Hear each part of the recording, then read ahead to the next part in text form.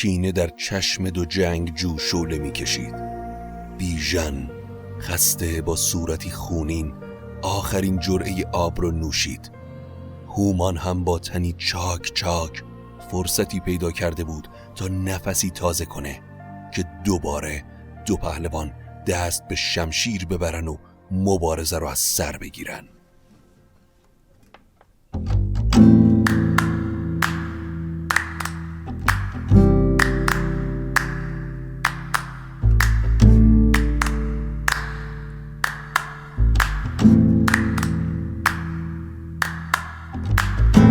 اگه حالت گرفته است، چشات پف کرده و خسته است، پاشو چای دم کن، کیک تو فرن بشین و گوش کن به داستامینوفن.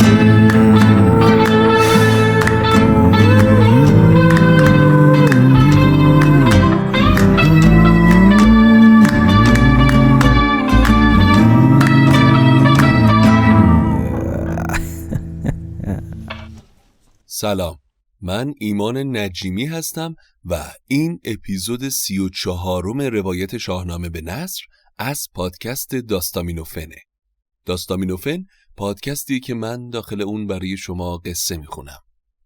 اگر تمایل دارید به داستامینوفن کمکی بکنید، بزرگترین کمک شما اشتراک گذاری این پادکست با سایر دوستانتونه تا فارسی زبانهای بیشتری بتونن با قصه های شاهنامه آشنا بشن.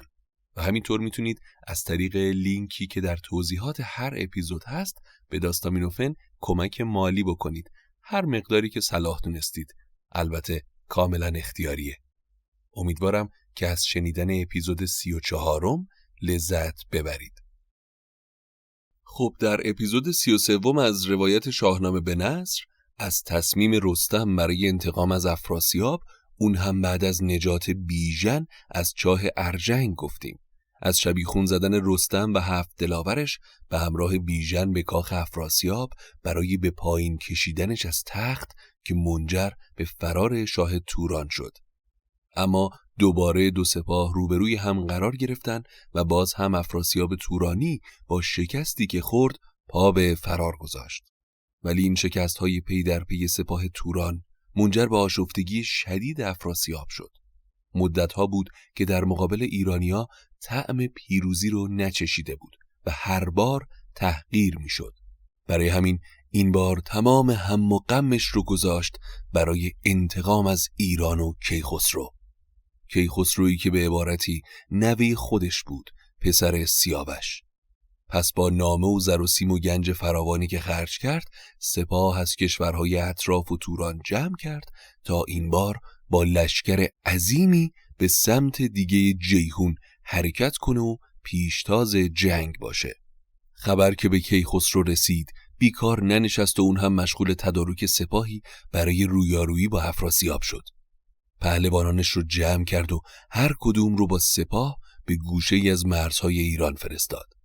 اما گودرز که به همراه پسر و نوش یعنی گیو و بیژن به مرز توران رفته بود، در ابتدای کار پیغامی برای پیران که به سمت ایران در حرکت بود فرستاد و قصه هایی از گذشته و سیاوش و اون چه بین شخص پیران با کیخسرو و سیاوش گذشته گفت و خواهان این شد که قبل از اینکه این جنگ و خونریزی بزرگ راه بیفته، دو کشور از در صلح وارد بشن. این که چرا گودرز این پیغام رو به پیران فرستادم دلیلش مشخصه. اونم خود پیرانه. چرا که این پیر خردمند در اتفاقات بین ایران و توران بارها پادرمیونی کرده. سیاوش رو دوست داشت، برای نجات فرنگیس همسرش تلاش کرد. کیخسرو رو وقتی که کودک بود از کشته شدن به دست افراسیاب نجات داده بود و حتی بیژن رو هم از مرگ پای چوبه دار نجات داد. اما حتما سوال براتون پیش اومده که پس چرا بارها هم تن به جنگ با ایران داده یا از حیله در جنگ با ایرانی ها استفاده کرده؟ که اون هم دلیلش کاملا واضحه. مثل هر میهن پرست دیگه‌ای هنگام جنگ صلاح کشور و پیروزیش رو میخواد. و خب در نهایت تعلق خاطرش به پادشاهش و لزوم وفاداریش به پادشاهی افراسیاب اون رو وامی داره که به صلاح حکومت افراسیاب تصمیم نهایی رو بگیره، حتی اگر منجر به این بشه که پا روی دلش بگذاره. اما این بار نامه گودرز به پیران برای جلوگیری از جنگ راه به جایی نبرد. تورانیا نپذیرفتن که از در صلح وارد بشن، پس زبان شمشیر تعیین کننده نتیجه این رویارویی شد. دو سپاه روبروی هم صف کشیدن، اما هیچ کدوم شروع کننده جنگ نشدن. چونین ایستاده 3 روز و 3 شب، یکی را به گفتن نجنبید لب. گودرز گفت اگر من شروع کننده جنگ باشم، سپاه هم از پشت من حرکت می کنن. سپاه اندر آید پس پشت من، نماند جز از باد در مشت من. شب و روز بر پای پیش سپاه، همی جست نیک اختر هور و ماه. که روزی که آن روز نیک اختر است، کدام است و جنبش کرا بهتر است. در سمت سپاه توران هم نهاد سپهدار پیران دو چشم، که گودرز را دل بجوشد ز خشم. کند پشت بر دشت و راند سپاه، سپاه اندر آرد به پشت سپاه. هر دو لشکر منتظر بهترین زمان برای شروع نبرد بودن و انتظار حرکتی از طرف مقابل رو میکشیدن. اما وقتی 3 روز و 3 شب از این تأمل گذشت، به روز 4 ز پیش سپاه بشد بیژن گیو تا قلبگاه. همه جام چاک همی با آسمان بر پراگند خاک. بدو گفت که ای باب کارآزمای، چه داری چون این خیر ما را به پای. بیژن که سراسر وجودش کینه افراسیاب و توران بود، با سری پرباد پیش پدرش گیو رفت و اصرار به شروع جنگ کرد. اما گیو پسر رو به صبر و شکیبایی واداشت.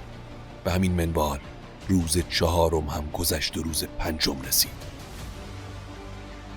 نه خورشید شمشیر گردان بدید، نه گردی به روی هوا بردمید. سواران به خفتان و خود اندرون، یکی را به رگ بر نجنبید خون.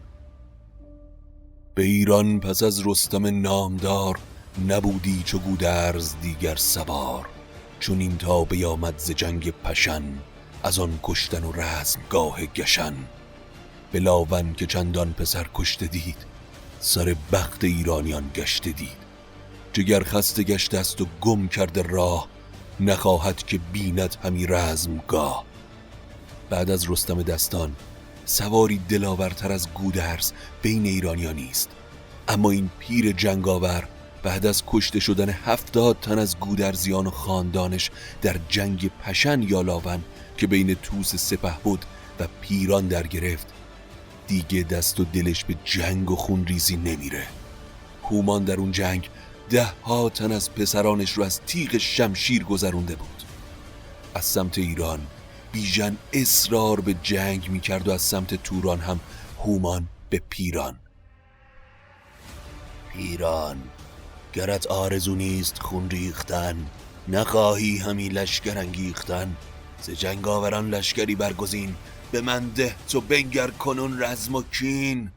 من دیگه تحمل صبر کردن ندارم. پیران اما در جواب برادر گفت بدان ای برادر که این رزم خواه، که آمد چون این پیش ما با سپاه. گزین بزرگان کیخسرو است، سر نامداران هر پهلو است. اما حرفی از صبر به گوش هومان نرفت و در جواب برادر به تندی گفت تو را خود همین مهربانی است خوی، مرا کارزار آمد است آرزوی. وگر کت به کین جستن آهنگ نیست، به دلتن درون آتش جنگ نیست. کنم آنچه باید بدین رزمگاه، نمایم هنرها به ایران سپاه. هومان به اسب نشست و به سمت سپاه ایران تاخت. از میون یلان ایران فریاد زد و هم نبرد خواست. اول به سراغ روحام رفت و اون رو به جنگ طلبید. اما وقتی روحام به دستور گودرز پا پیش نگذاشت، پیش فریبرز تاخت تا اون رو با دشنام و فریاد به میدان نبرد بکشه. فریبرز هم به دستور گودرز از جنگ سر باز زد. اما فریبرز خشمش رو فرو میخورد و در نهایت با مشت گره کرده در جواب هومان گفت: چون این داد پاسخ فریبرز باز که با شیر درنده کینه مساز. چون این است فرجام روز نبرد، یکی شاد و پیروز و دیگر به درد. به پیروزی اندر بترس از گزند، که یکسان نگردد سپهر بلند. هومان اما از میون سپاه راهش رو باز کرد و خودش رو به گودرز رسوند. کمربسته کین آزادگان، به نزدیک گودرز کشوادگان. بیامد یکی بانگ برزد بلند، ای برمنش مهتر دیو بند. پیغام فرستاده بودی که روز نبرد، دمار از پیران سالار در میاری؟ چی شد اون برز و بازو و رجز خونید گودرز؟ کنون از پس کوه چون مستمند، نشستی به کردار قرم نژند. به کردار نخچیر کس شرز شیر، گریزان و شیر از پس اندر دلیر. گزیند به بیشه درون جای تنگ، نجوید ز تیمار جان نام و ننگ. گودرز اما در جواب هومان گفت: هومان، من هرچه گفتم و پیمان بستم رو نشکستم، از فرمان خسرو سرپیچی نکردم. کنون آمدم با سپاهی گران، از ایران گزیده دلاور سران. شما هم به کردار روباه پیر، به بیشه در از بیم نخجیر گیر. همی چاره سازید و دستان و بند، گریزان ز گرز و سنان و کمند. دلیری مکن جنگ ما را مخواه، که روباه با شیر ناید برا. حالا هم پیش سپاه و یارانت برگرد و فخر بفروش، که از ایرانیا هم نبردی برات پیدا نشده و تو پیروز این مبارزه بودی.